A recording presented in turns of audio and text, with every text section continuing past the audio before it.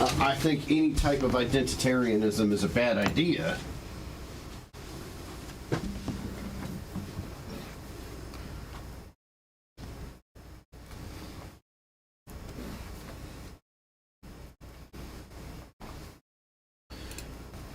However, there are other things that I happen to think that I can't say while that microphone is hot, so...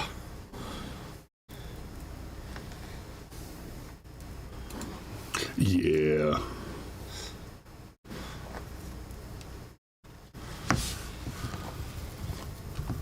I got retweeted by Maj not too long ago, did I tell you? No. Yep.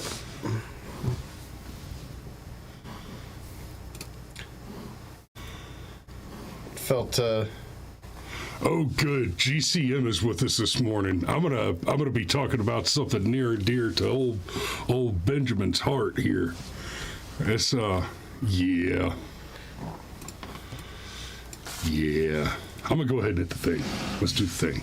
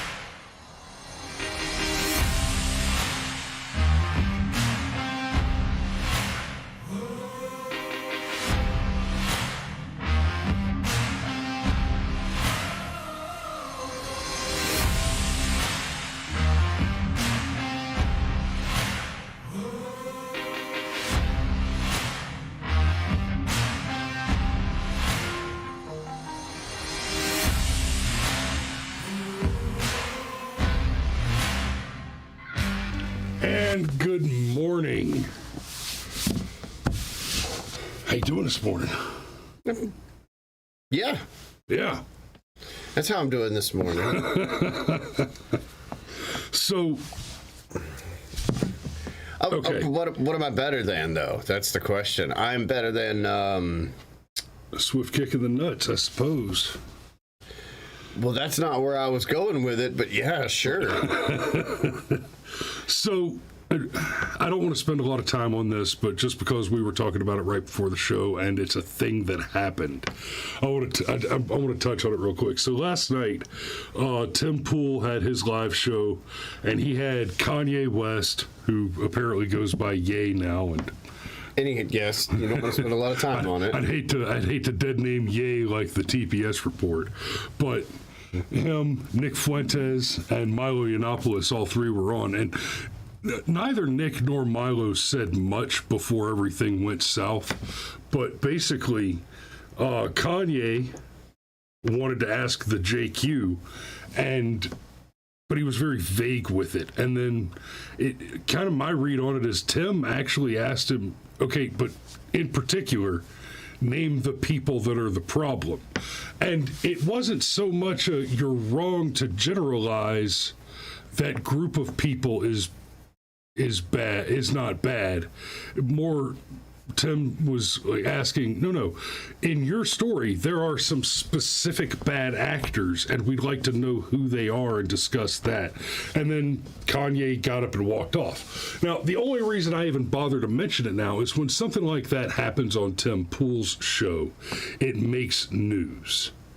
There was the time that they got swatted on air. And the time? Yeah, well, one in particular where they evacuated the building and left the stream running for like 4 hours.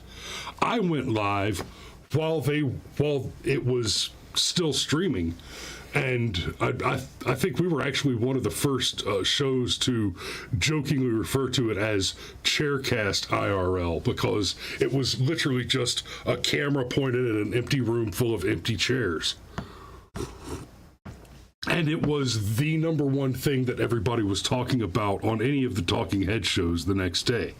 Likewise, the Kanye event last night will be. Within a half an hour, there was a headline article on TMZ, on Breitbart, and several other papers that Kanye had stormed out of Timcast. He didn't storm out. He just walked out. Well, I know. I saw it happen live, but all the articles said stormed out. And I was like, that's a little dramatic, but you do you, boo. Well, it was weird because Tim gave him the tiniest amount of pushback, and Kanye was like, "I'll leave," and it was like, dude, for what? Yeah.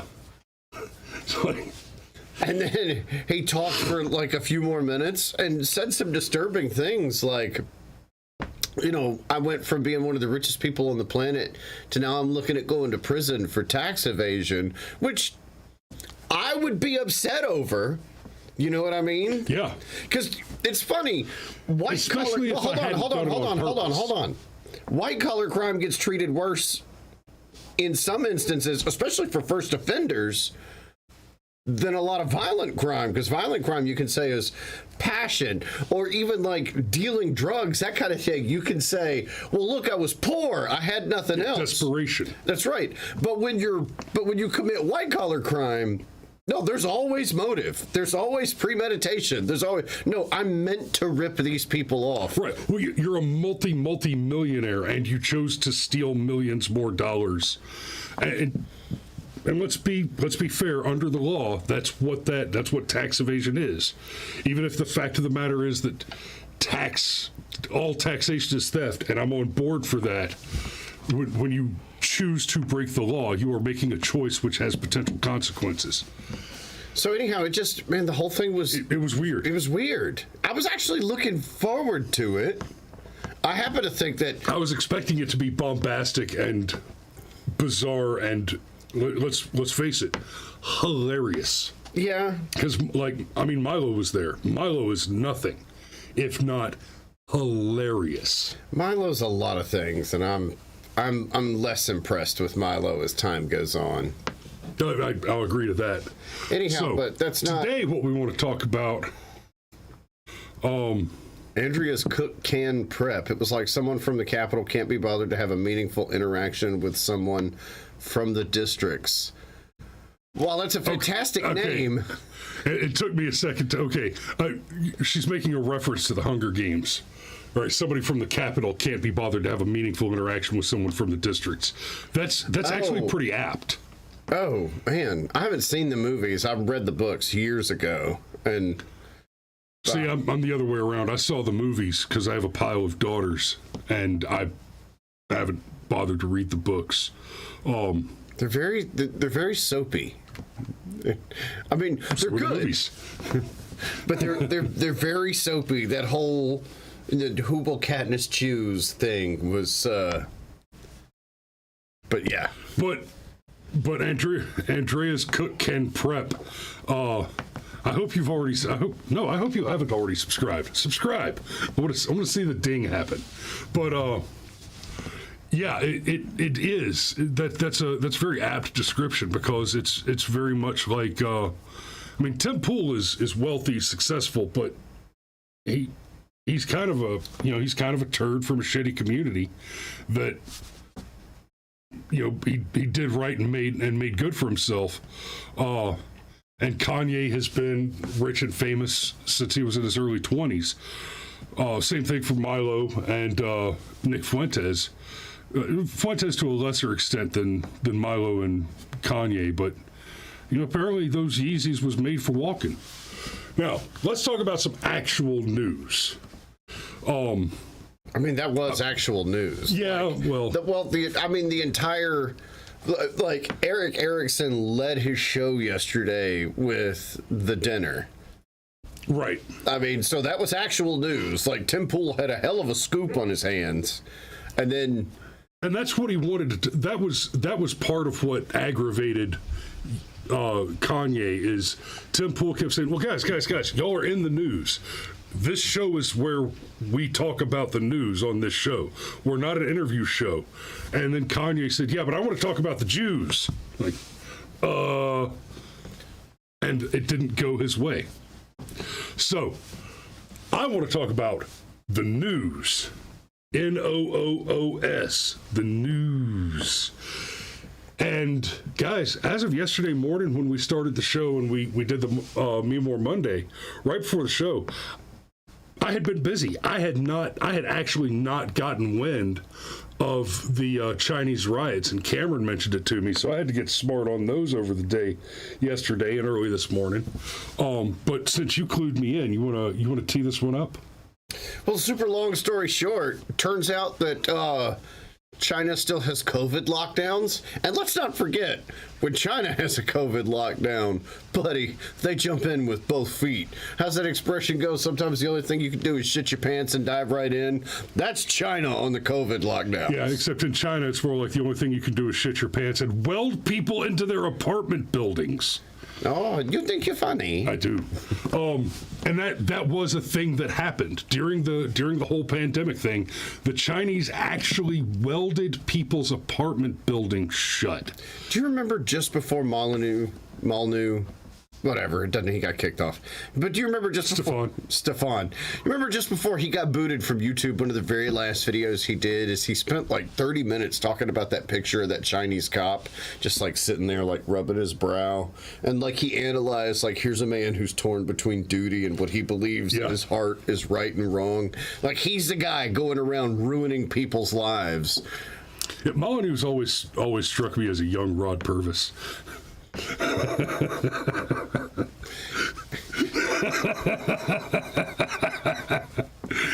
Some of you, not many, will get that. So anyway, China's basically, the citizens are freaking out and they're demanding the resignation of Xi Jinping, the CCP, and all things 100 Acre Woods. They've lost their patience with their government losing the plot. Protests and riots sprung up across cities. Wait a China minute. in recent. Okay. I think it's rather funny that John Fetterman's about to pop up here. Are you sure that's Fetterman? Top of that head, that could easily be Uncle Fester. No, that's John Fetterman. We all know Stefan Molyneux. No, that's John Fetterman. Or Rod Purvis.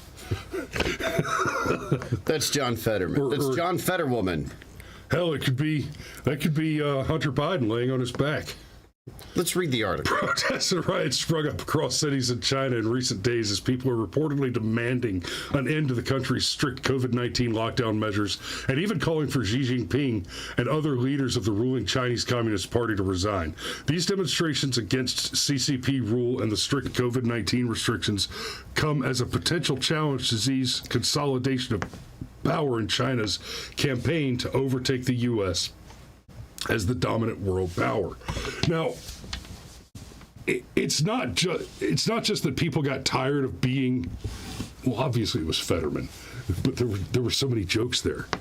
I mean, No. Look, the man is a joke. Anyway, he's also a senator.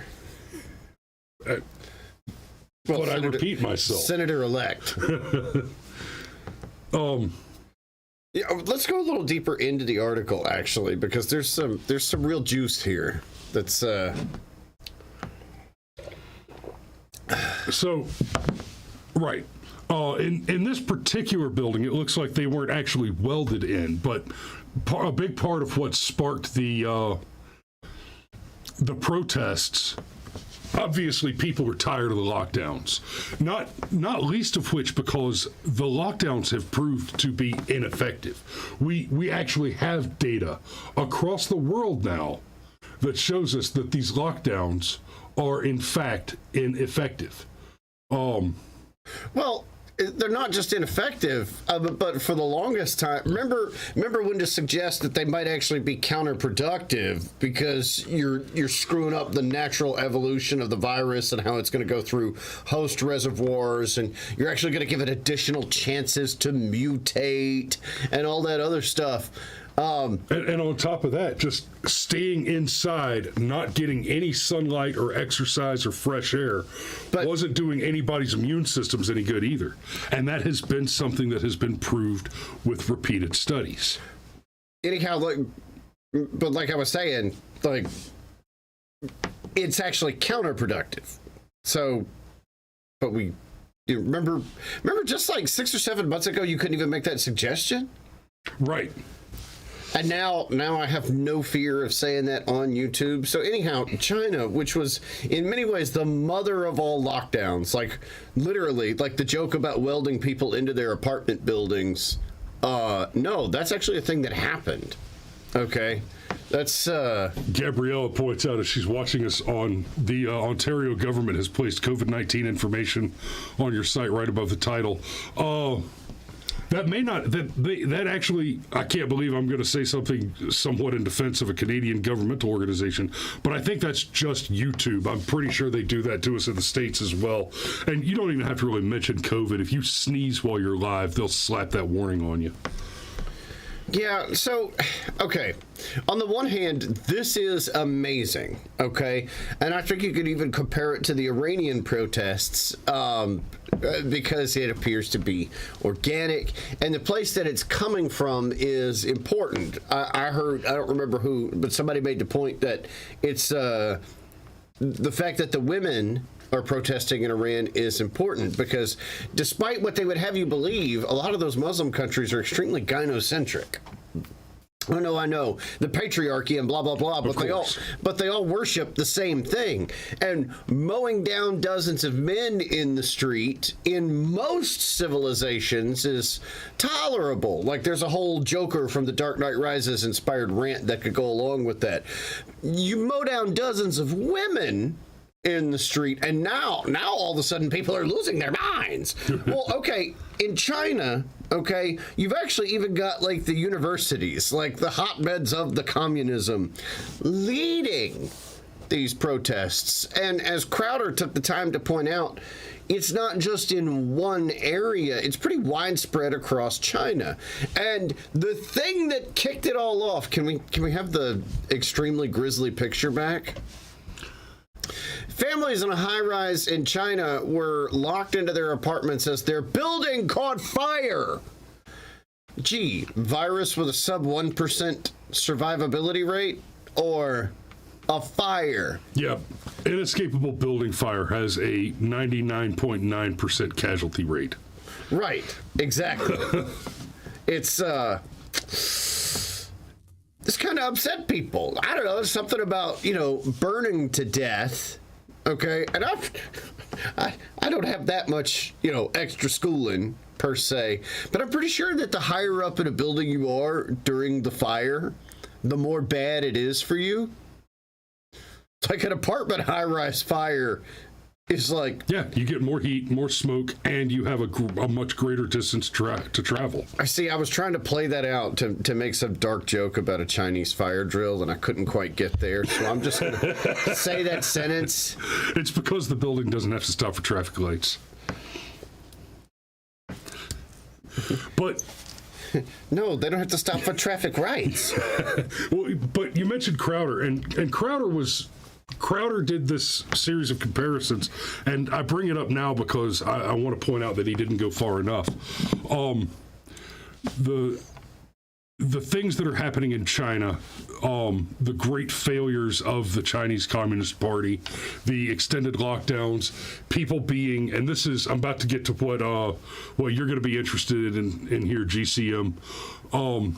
There's stuff going on where people are trying to film the police as they're just brutally beating people in the street in the midst of these riots in China. And people are pulling out their phones and trying to film the police acting badly, and the police are just smashing their phones. Well, that's not against the law for the police to do in China.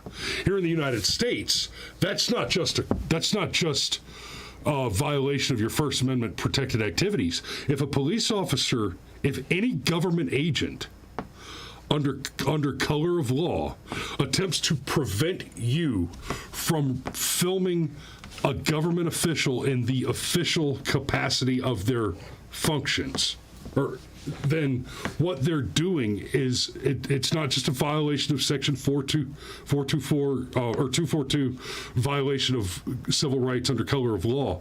It is a specific crime called prior restraint, which is where not only is the freedom of the press being curtailed by a government agent, but more importantly, the official record of an official activity is being destroyed without the possibility of being recreated. It's essentially treated like someone is intentionally and premeditatedly committing the preemptive crime of spoliation before they've even made it to court on an indictment. It's the destruction of evidence, right? So in the U.S., there he is, GCM, FTP, film the police. Absolutely. Film the police and every other interaction you have with a government official, right? Because they're committing crimes in the United States. Government officials who attempt to prevent you from filming them are engaged in criminal activity. Even if the thing you're filming is not a crime, their attempt to prevent you from filming it is. And I mean, if you're a government official, if you're attempting to prevent a citizen from filming your activity, you should find that deeply suspicious to begin with. How's this stuff getting out of China, though? That's the thing that has been... Oh, that's easy. The cops can't smash all the phones. They're losing whack-a-mole. Okay. No, look, I mean, beyond the super fucking obvious answer, though, right? Like, China is an impressively authoritarian state, not because they're like Korea, and they deliberately keep the boot on your neck at all times, and you will lick the boot, and you will at least pretend to like it. North Korea. Yes. I said what I said. But anyhow, South Korea is very different from North Korea. I understand that South Korea is different than China, but it's just, look, I said Korea. The biggest boobs in all of Asia. I know. God, and they're gorgeous. But it's because they like American fried chicken and cheese. Right. But Anyang Hashim Nika, Yobo.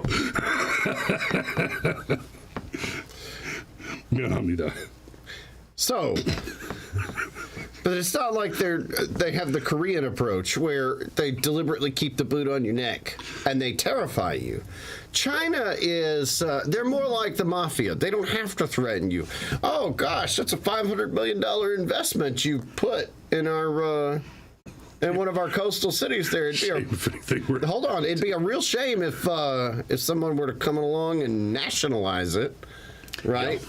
So they've actually got a pretty impressive system of control, okay? And also, correct me if I'm wrong, but China's basically got like the equivalent of a nationwide internet kill switch. I mean, that might be oversimplifying it somewhat, okay? But to have this stuff getting out and to have it getting out from multiple cities. Now, I understand when you're talking about hundreds of thousands of people, if just 1% of 1% managed to punch through that barrier, you're talking about dozens, okay? But I guess, I guess what I'm getting to is... There's some kind of pirate satellite radio thing going on, probably. But I guess what I'm getting to is... Because we're talking about lying commie bastards, at what point do they actually allow some of this to happen? Because, you know, they do the math, and the devil you know versus the devil you don't. That's a good question. And I don't have answers for that one right now. But I want to get back to something Crowder was talking about. He pointed out you don't think this can happen at home, it can't happen in North America, et cetera, et cetera. And he likened it to what was going on with the protest convoys, the trucker convoy protests in Canada, where, you know, Trudeau invokes emergency powers against truckers, will freeze bank accounts. So that's a thing that happened just earlier this year. Yeah, it was, and there were police dragging people out of their trucks and beating them in the street in the early parts of it, and then they started talking about they started talking about how the police refused to go back in because somebody might have a gun. And then there were documents, text messages, etc., traded between Canadian government officials where they actually discussed, hey, how many tanks do we need to put out here? Oh, I think one will be enough. I'm sorry. We're talking about a civil protest, right? Now, in the United States, it's the fifth line of the First Amendment. Right, the right the right to petition your government for redress of grievances. That's what protest is. It is the combination of the right to peaceably assemble and the right to petition your government for redress of grievances. Right, and those are integral to the general right of free speech. But Crowder pointed out that you had Trudeau. Some of Trudeau's ministers, more correctly, actually talking about deploying tanks to deal with the trucker convoy, and that is evidence that these kinds of things can happen in America. But I'd like to back you up just one more year before that, right? Let's go back to back before the January 6th riot, but after the May 29th insurrection, where BLM burned down a church in the Capitol and was treated with kid gloves, somewhere in between there, right? Just a few weeks before the inauguration of the least competent man to ever hold a public office, we had Nancy Pelosi on record attempting to order the emplacement of crew-served machine guns because she was concerned that Trump supporters would show up to the inauguration.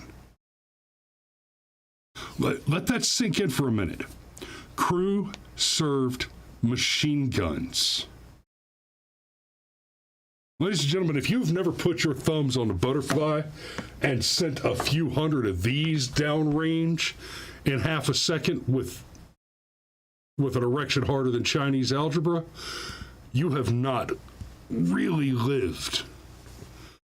And if you've never seen what happens when you point that into a crowd of people, I congratulate you for the sweet dreams that you retain. You ever seen the end of the fourth Rambo movie when he gets his hands on the 50 cal? The first time I ever saw that, I was watching it on an iPad, running on an elliptical machine in Afghanistan in the middle of an indirect fire strike. It was... All those soldiers just poof into dust. Is that really what would happen? Yes, that's really what would happen. I almost had a climactic coronary. I suddenly realized that my heart rate was around 192, and I was like, okay, we're going to stop this and go do something healthier, like eat a pound of bacon. So, there's one other thing. Look, Trump that asshole! It's still a great name. Glad to have you back, brother. There's one other thing, though, that, and I'm not normally the black pill guy. In fact, I'm the guy that actively resists the black pill, okay? But there's one other comparison between the Iranian protests and the Chinese protests that I cannot help but at least be somewhat black pilled about. And I think net, it's not going to make much difference. Okay, great. They want Xi Jinping and the CCP to resign. Cool. Are they asking for some version of perestroika? Ooh. Because I'll say this, okay? I don't think Xi is a good guy, all right? Let me just disclaimer, all right? The point with nuance incoming, but he's a reasonable guy. He's predictable. He's stable. We could deal with him, okay? China has nukes. China has placed military assets on approximately 40% of the fucking globe. What happens if we kick out all those commies? And, I don't know, Che Guevara style commies replace him? What then? It's World War III is what it is then. So, yeah, okay, fine. You know, it reminds me of what happens in the Middle East. Some strongman dictator takes over a country, like, I don't know, Iraq, and acts like an asshole and a bully and finally pisses off the wrong country, either a neighbor or us or whatever. You know, it's like what happened in North Africa with Gaddafi, okay? Like, Gaddafi was not a good dude at all, but Gaddafi did keep that country in line. We kicked his ass. And then before you knew it, there were open-air slave markets had reopened in North Africa. Turns out that the devil you knew in Gaddafi, well, okay, fine. But again, I go back to my point. Gaddafi didn't have nukes, right? But China's got nukes. Yep. And these protests, I mean, they're a step in the right direction. They say they're calling for freedom, but, I mean, are we talking about the freedom to or the freedom from? Because a lot of those college-educated shitburgers say, well, I should have the freedom from having to worry about how I'm going to pay for my health care. Well, bro, that's not freedom. Okay, I know it feels like freedom because you don't have to pay for it, but somebody else is in charge of your health care if you do that. So it's I don't know. I'm not typically black-pilled, but I do not have a lot of optimism for these Chinese protests. I think at best, this is best case scenario. We swap out the current commies for maybe slightly friendlier commies. I hope I'm wrong. I really do.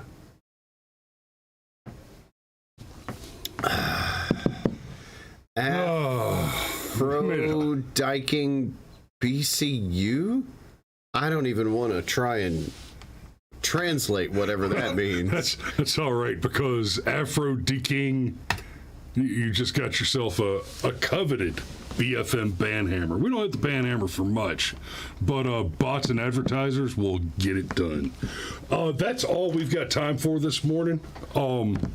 There was a little more that I wanted to say about American companies like Disney and the like bowing to the Chinese and how a changed China could affect that, but we'll have to get to that later. There will be lots more opportunity to dig into that particular topic. Yes, I'm certain Disney in particular will give us many organic opportunities. Yes. Because we haven't even talked about their new gay boy drama show. But I can't. Y'all be safe out there. We love you, and hey, and Trump that FTP. asshole. We're coming back, I promise, but not today. All right, we talk about sciencey stuff too. All right, anyhow. Yes. Y'all be safe.